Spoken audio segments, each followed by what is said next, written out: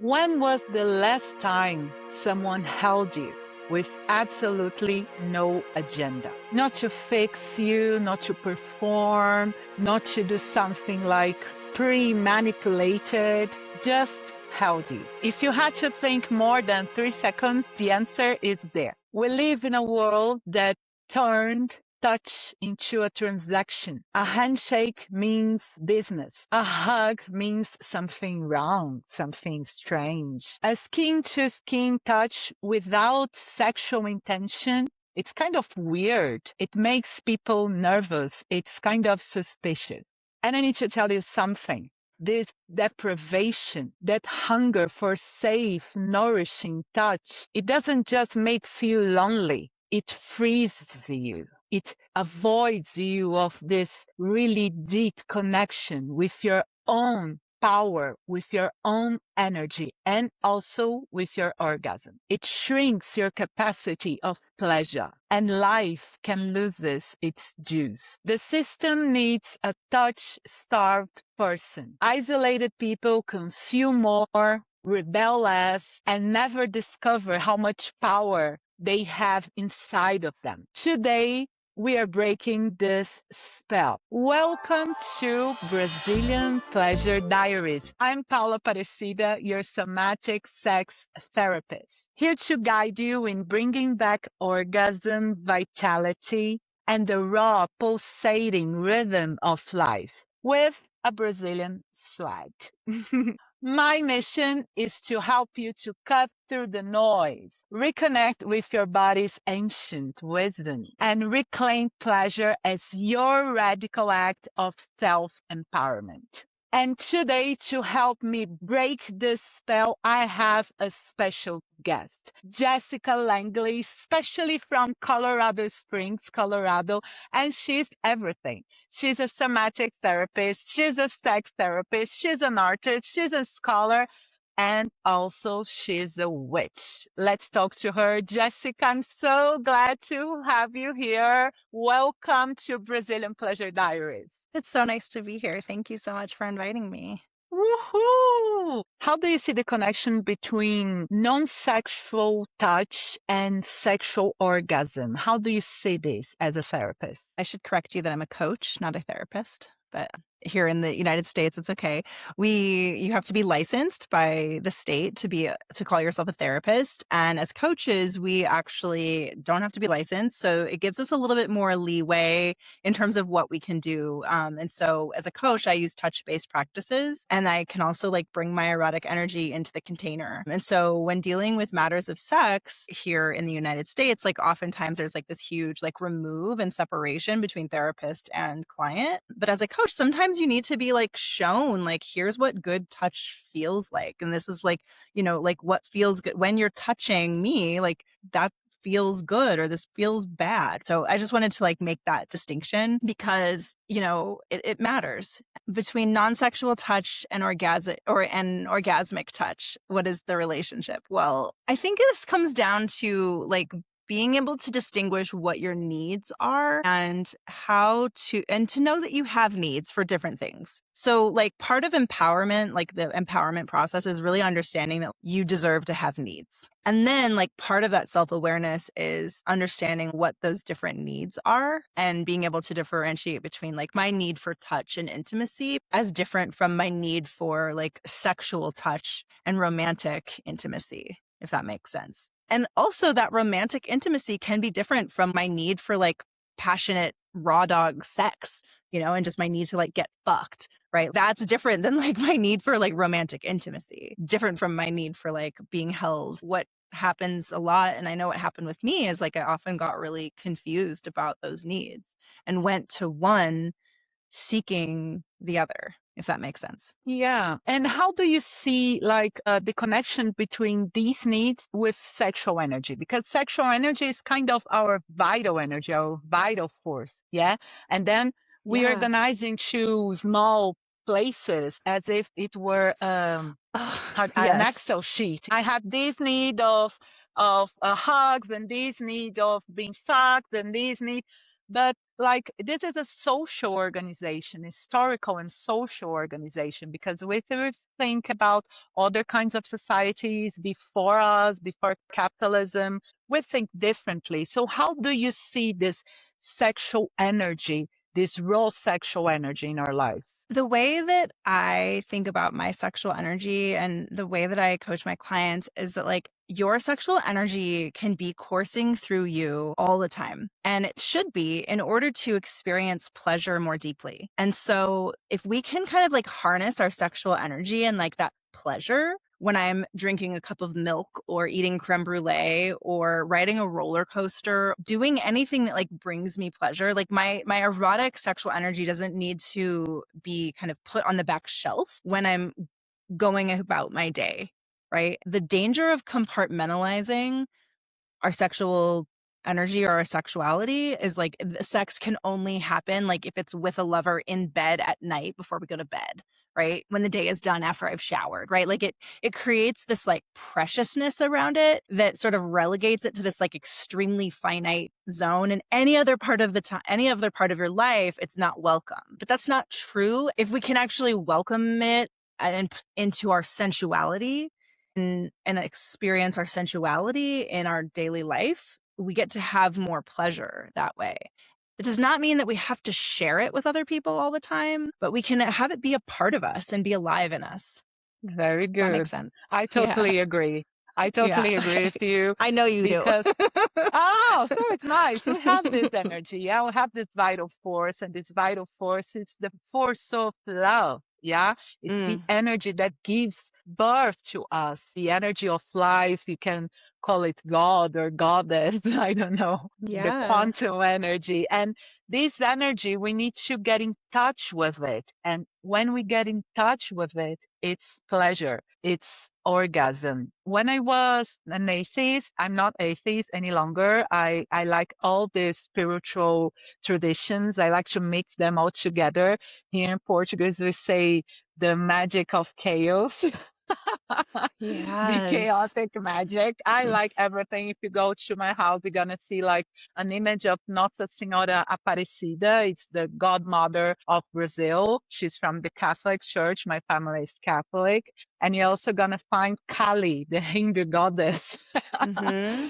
And you're also gonna find like orishas, yeah, from Africa. So but when I was an atheist, I used to think that if there were a God, it would be in sex. It would be in pleasure. Because when you feel this pleasure, you feel the energy of creation, the energy of the Yeah. impossible, the energy of manifestation. Yeah. Yeah, absolutely. I was just talking to a client yesterday about like the trickster, even, and like the playfulness, the chaotic energy of like this is sort of like where um like allowing that or using that sort of like trickster energy as like a conduit to explore like chaos and play and creativity and like this sort of like liveliness that allows you to go into the unknown, Yeah. Yeah. you know? And talking about that, the way we deal with the sexual energy, not really relating it to sex, to intercourse, to fuck. You have this amazing work, the cuddle puddle. And what is the relation between cuddle puddle and this vital and sex energy? Well, the Cuddle Puddle really was inspired by work that my cousin, Al Shields, who is based in Berlin, was doing. They do intimacy activism there, and they're hosting platonic intimacy workshops, along with a woman named Jewel, who's based in Halifax, Canada, and she hosts platonic intimacy experiences. And I was really just inspired by both of these people to do them here in the Springs because I felt like intimacy, like I wanted to start with like intimacy activism as a conduit for teaching things like boundaries and consent. Um, and being able to introduce boundaries and consent into the culture of Colorado Springs, which is rooted in like we have like 5 military bases and like I don't even know a lot of mega churches, and there's like this huge like evangelical presence here, and I wanted to kind of introduce this language around boundaries and consent and platonic intimacy as a way to explore like safety in the body, to start creating a culture that is aware of consent, but also is aware of like the somatic effects of having like a felt sense of a boundary, and knowing what is right for you and your body and knowing what is safe for your body. And when we can explore it in a way with platonic intimacy, like it creates like such a rich foundation for our romantic and sexual partnerships or our kink spaces. And this is stuff that's like, you know, these kinds of languages go on in kink spaces all the time, but they often don't like bridge into like sort of normie culture.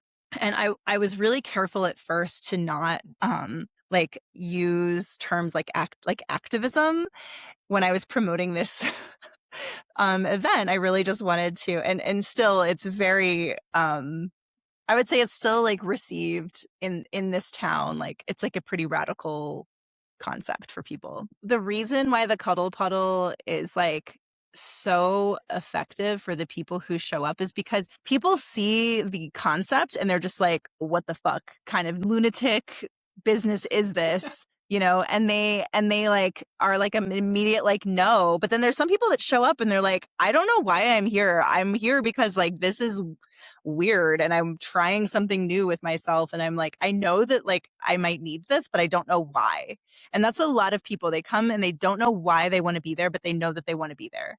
And that is such an amazing, and I just want to celebrate like that level of curiosity and bravery for people who can recognize that like there is something, there's a problem in our culture where we go to our phones for like connection and we get all of these likes, you know, that like give us these dopamine hits, and we send each other reels back and forth, but we don't ever actually like communicate. You know, like sending memes is a love language. Like I recognize that. Like I love staying in connection and I love sharing, but there is something really different about like being in the presence of someone else and actually feeling their energy, and also being able to feel their energy as separate from yours. And when we slow down and like experience like what is it like to be in proximity to someone, and then to also allow to invite in, like we kind of break, you know, there's some like different exercises that we do, and one of them is like actually slowing down and like breaking down, like I'm going to invite you closer and I'm going to actually feel what is it like to feel, to be invited or to invite in, and that, and then like pausing right at that threshold of like my personal space. You're about to enter my personal space and I'm going to make the conscious choice to allow you to enter. And then once you're here, like I can greet you as I would want to greet you, or, you know, whether it's a ET phone home or it's a handshake or a hug or maybe some eye gazing, like however feels right. But like that slowing down of those interactions, because so much of like our kind of like the way that we've been evolving with social media is like fearing other people around us. You know, like even the idea of calling someone on the phone is like, whoa, like way too Intrusive, personal. like intrusive. It's intrusive. Yeah. And so when we can actually like find that safety in ourselves, find the safety in another person to like know that like, okay, this person isn't going to do me harm. You know, they're here because I'm inviting them, or they also have their own boundaries and their own shit that they're dealing with. And they're also scared, you know, and being able to like slow down and actually see what's happening is, I think, one of the like more special components of that. So, Amazing. yeah. Tell me, what kind of transformations usually happen with someone who first attend the cuddle puddle experience? Well, I had one. So I get a lot of men texting me or asking me questions like what's the ratio of men to women? And one time, you know, and I'm like, I don't know. First of all, people sign up, they don't sign up with their gender, you know, or their sexuality, or, you know, like I don't know who identifies in what way when people sign up for the cuddle puddle. So I also don't give out personal information about like other people who are attending. One time I had an event that was all men and me. And the they were really nervous because the idea of men cuddling with other men is really hard for them. Something that I've noticed is that there are a lot of men who come to these. And what that indicates to me is that men are really starved for touch and intimacy. And I think it's part of the problem. Like this male loneliness epidemic is created because men are not allowed to be soft. They're not allowed to need things. They're not allowed to want closeness And the only closeness that they're quote unquote allowed to have is within their romantic partnerships. And especially, this is especially true for straight men. That's scary to me. And so when I see like the number of men who show up to my events, like needing this, and then I get to watch them, like I'm just so impressed, but also like I'm impressed with their vulnerability and their openness. Because one, like these are men who are seeking out something that they know that they need. It's very vulnerable to admit that. They're also receiving consent education. So like, yes, like we're like, like Public if it's service. You should be paid public by the servant. state. Yeah, you should be paid by the Yeah. state, the Yeah, government. exactly. The health department. Yeah. Yeah. But like this one event, like it was so sweet to just watch the guard, like the walls come down because they were so guarded at first. And then I could see them soften and be like, oh, like this is actually safe and it's sweet and nice. And it doesn't have to be, weird or gay, right? Like, God forbid. This is like that transformation of like watching men who are really guarded soften into receiving platonic touch from other men is like one of like my peak experiences and something that I'm like most proud of because it's like targeting like this aspect of culture right now that feels like the most dangerous, like the most volatile, Yeah. Yeah. I have been working with men too. Of course, Brazilian men are different from men from US. Brazilian people touch each other much more. They have this connection, especially on soccer. I like to say football, but I know that the majority of English speakers they say soccer, but for me it's football. Now we're having the World Cup, but they touch a lot during the matches and when they celebrate their goals, when they score a goal. And I feel the same. I have a lot of clients who are women, and for me, it's excellent because I can tell you it's an easy job. It's very easy with women. Very easy to turn them on, to make them connect with their orgasms. When they come to me, usually they have a lot of issues related to sex, to orgasm, to feel their own creativity. And when they are in a bad relationship, like they finish the relationship very easy. It's an easy task. But I like it. I'm a feminist. I like to empower women. But with men, I feel like, I don't know, I feel like I'm helping the universe. I'm trying to overthrow fascism. Yeah, because fascism in the world is really connected with this male energy that is used by the patriarchy to control everything, to exploit everything, to destroy nature, to destroy people. And men are deeply wounded and controlled by patriarchy much more than we are in terms of they do the dirty job of killing. Yeah, people in wars. Yeah, the majority of people who do that are men. The dirty job of oppressing nature in general, of hunting and killing animals. Yeah, performing this war in themselves. It's really, really, it's really sickening. Yeah, if you perform this violence. So when I have men with me and then I make them feel a little bit, feel the pain when you were a child, because through the pain, you're going to feel pleasure. With men, like I do something with a woman and the same thing, like the second session with the client, if she's a woman, I will be able to do the same exercise or to make the person to feel the same feeling. If it's a man in the 10th session, a lot of difference. The thing I said to you, like you were doing a public service. Yeah. You should be paid by the health department. A friend of mine, she told me this when I was focusing on having men clients. What you're doing, you're saving the planet Earth. And let me ask you something. What did they say to you after they go to Cuddle Puddle? What transformations you realized they had? I wish I could remember. I mean, I think some people really are surprised at like the level of care that goes into them. And I think that like people go in because they don't trust. right? Like, I mean, like when they go in, the fear is because they don't trust. And when they leave, I think they really understand like what that safety is. People were really, at the last one, people were so like grateful and thankful for the container that like, I think they don't quite understand like how effective touch is. But then after, well, we do this thing where we actually sit and notice like how you're feeling when in the beginning. Like we take notice of like, what are the emotions coming up? What are the feelings, right? Is there tension? Is there pressure? What's going on? And then at the end, we do the same thing. What are you noticing? What's changed? And when people can actually like begin to integrate that like shift that's happened, that's when they realize like, wow, like this was powerful. They feel the power, like just how relaxing it is. Even for myself, I notice like I like leave pain free. I enter with pain in my back and my hips, whatever, and then I leave pain free, which is like wild, but it like, that's like a very physical response that I have. And I think other people notice that too.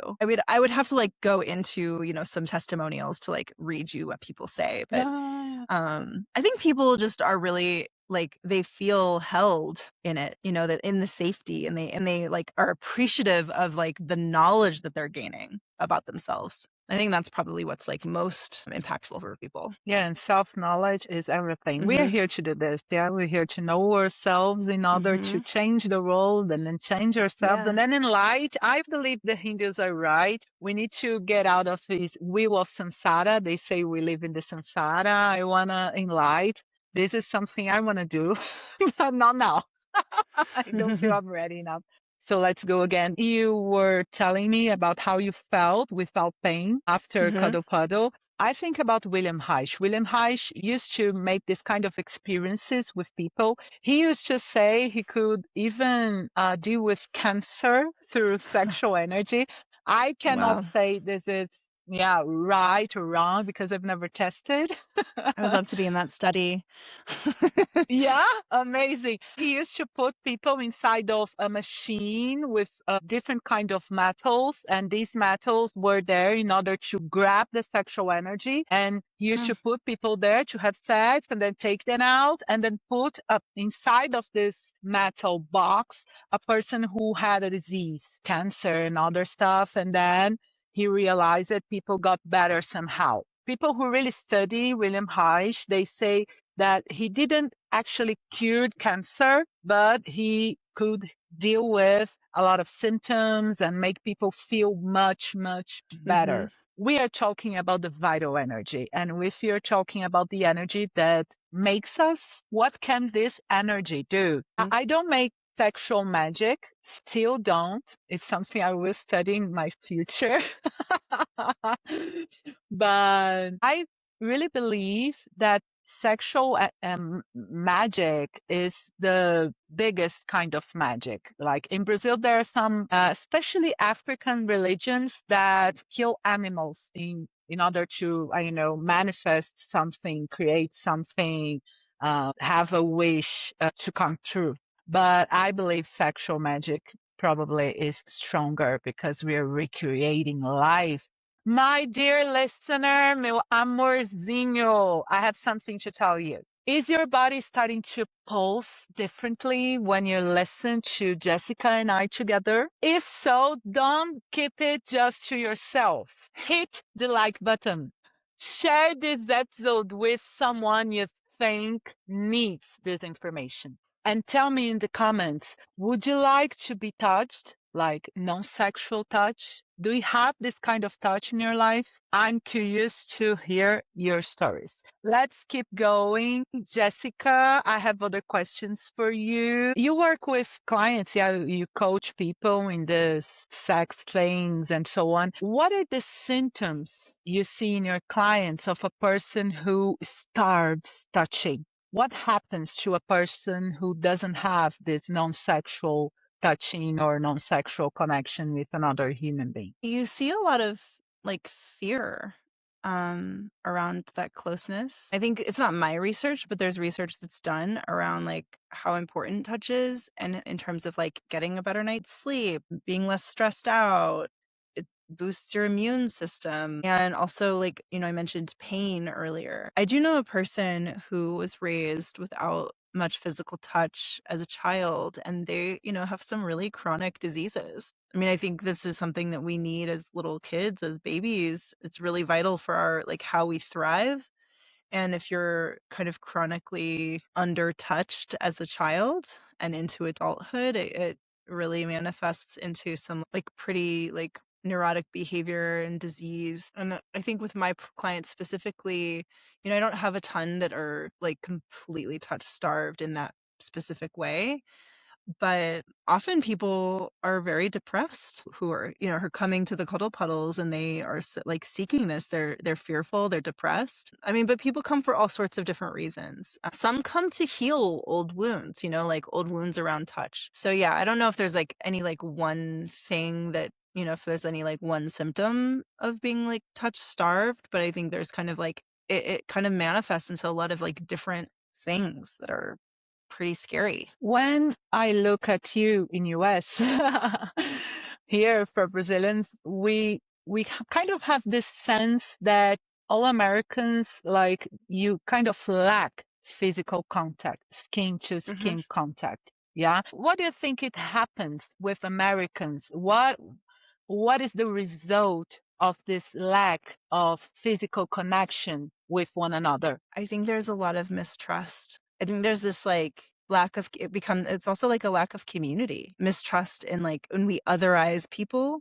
right? So we see them as like separate from us and therefore bad or strange or weird or, and like when there's this lack of like seeing ourselves as part of something bigger, like we have such a strong individualistic kind of identity as Americans, like pull yourself up from your bootstraps. I can do it I go alone, the lone cowboy, right? There's like all of these like cultural identities that are wrapped up in being alone and doing it on your own. And, I don't think that's actually how people thrive personally. I think that we actually need community. And when we are in this, like, when we have this behavior of like keeping people very much at arm's length, like we don't see ourselves as like being able to depend on other people, and then that's isolating, very isolating. And it's really interesting because I totally agree with you. We are mammals. We are animals, first Yeah. of all.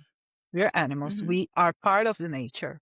Yeah. And patriarchy, especially capitalist patriarchy, is this system that tells us that we are not nature. We're something else. We are here to exploit, to dominate, to profit from nature. And it's really strange, yeah, because then you start to do this with yourself. You exploit yourself, you dominate yourself, you subjugate yourself, you profit from what? From your pain. And I think this is very sad because we only thrive in community as mammals do. Yeah. Mm-hmm. Everything I have here, for instance, this cell phone, I cannot have a cell phone without a lot of people. A lot of people. I don't know how many thousands and thousands of people working to create this. Nothing I have is my own thing. Oh, I bought it, is mine. Oh, it's yours. But if there's thousands of people, if they haven't worked as shit to create this, you could have all the money in the world, but this wouldn't exist. So Absolutely. we thrive together. And this is something because America, no, we cannot say America because America is the whole continent. Yeah. From Canada to Argentina. But the United States is the biggest, not the biggest, but the wealthiest country in the whole world. Yeah. And still dominates a lot of other countries, not only in terms of creating wars, yeah, or taking out presidents, but especially in terms of creating this standard of living. This is the way you're supposed to live. Yeah. Live isolated. And I think you can see the mental health crisis that's happening in this country, right? Like we're not okay. We're really not okay. I actually made a meme about this, like when Wuthering Heights came out, that was like, just like wanting Canada to like make us their little like slave, just like respectfully. Like we just, like we're ready for someone to come in and dominate us, So we're leaning into our subby energy, even though people feel shame around it. Yeah.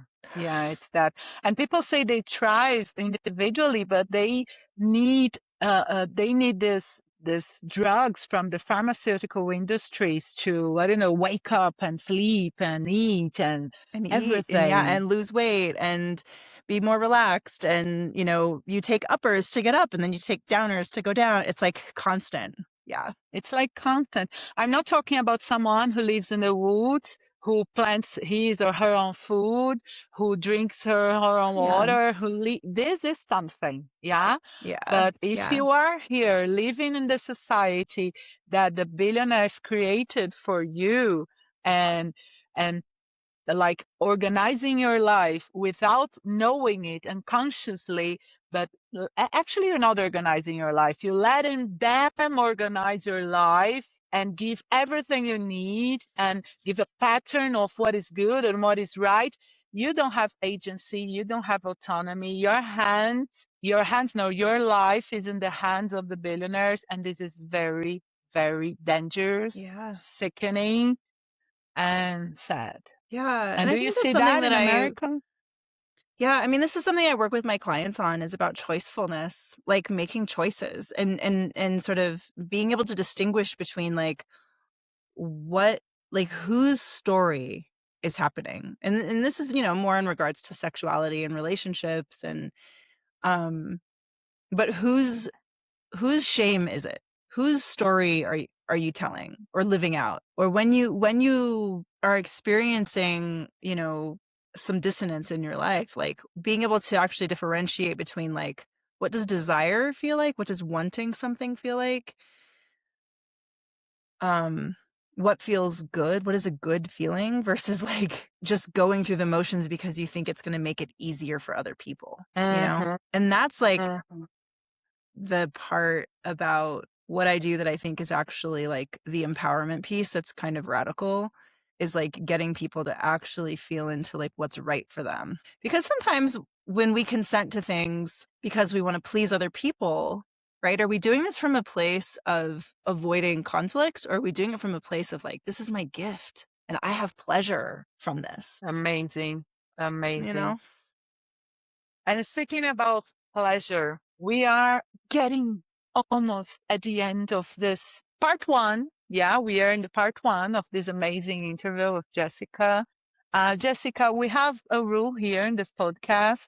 I think you are the person who gave me this name. I don't say homework. I say home pleasure. We have a home pleasure. Yeah, it's kind of a tip, or I don't know, a practice, something, yeah, you give to people who are listening. And now our topic today is about non-sexual touching and cuddling and this kind of thing, and the symptoms people have when they don't have this skin to skin contact with other people. So, what is your advice for the person who is listening to this and who wants this connection? My advice for people who want a connection, who want skin to skin contact, who want to experience that, um, I'm often not in the business of giving advice. That's what I'll say first, is that like, this is about going at your pace and figuring out what is right for you when it is right, when you're going to be able to receive it. Because if I were to tell somebody who maybe just experienced sexual assault to go to a cuddle puddle and dive in, like that's going to be that might be terrible advice for that person, right? Because their body is going to shut down and they're going to be fearful, they might be fearful the whole time. So my advice is to like begin to develop a practice of embodiment, an embodiment practice, so that you can actually start to sense into like what the experience of the body is. Like, is my body tightening up when I think about going to this event? Or do I get like more effervescent bubbles? Do I feel excited? Right? Like, what are the sensations going on? Does my pussy tingle or does it clench? Like, what is the difference? And do I feel the sense of like leaning in, or do I pull away? And like just noticing like what are those sensations, what are the impulses, what are the thoughts coming up, what are the emotions behind it, and just like having that embodiment practice as like the number one tool in your toolkit for figuring out like that's like the foundational practice for all of this work. It's really nice. You're such a nice coach. I would have two different answers. The first one was yours, very caring, yeah, very safe. And the second one would be come to Brazil during the carnival. Then you will have no choice. There's gonna be no choice. There are gonna be people touching you, and not sexually touching you, because they're gonna dance with you and hug you and mess with your hair. So yeah, you won't have any like agency on it. So Oh, I it's love gonna that. be crazy. Yeah, it's sort of like, what's the word for this?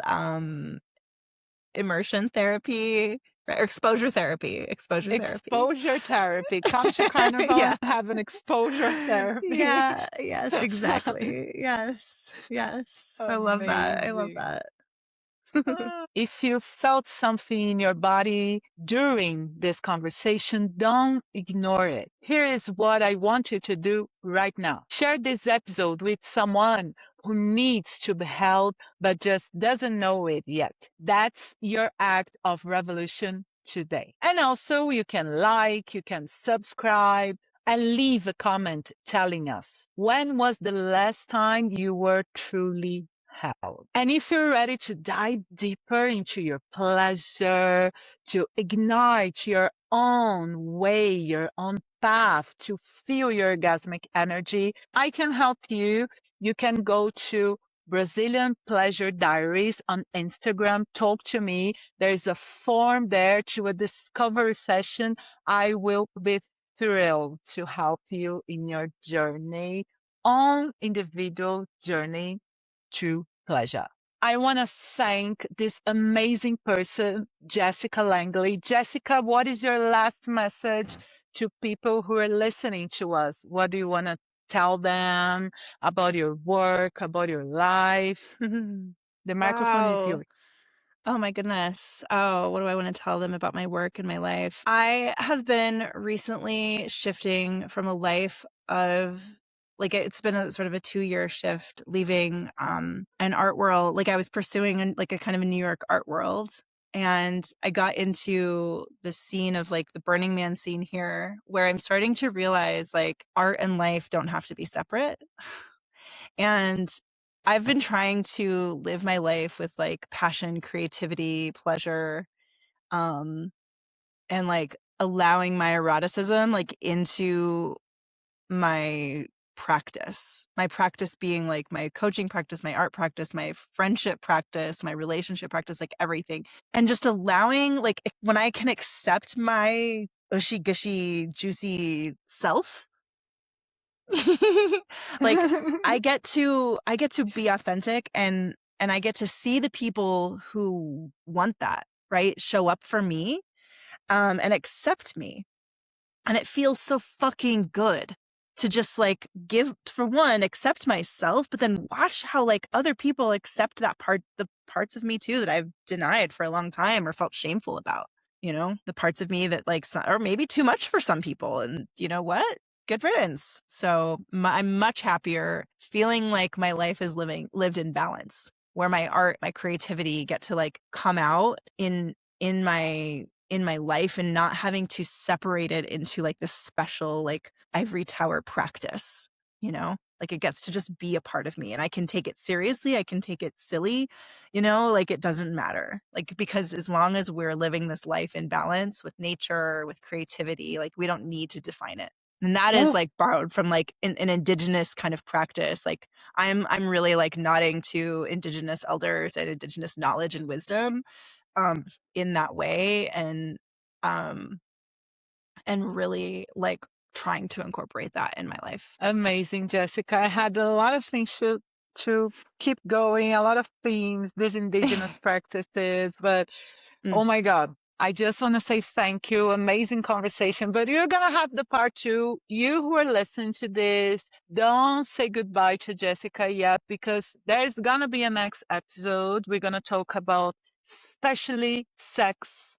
And I want to thank Jessica. I want to thank you all who are listening. Until next time, keep posting, keep living, keep revolutionizing. Direto do Brasil, tamo junto. Até a próxima. Beijo.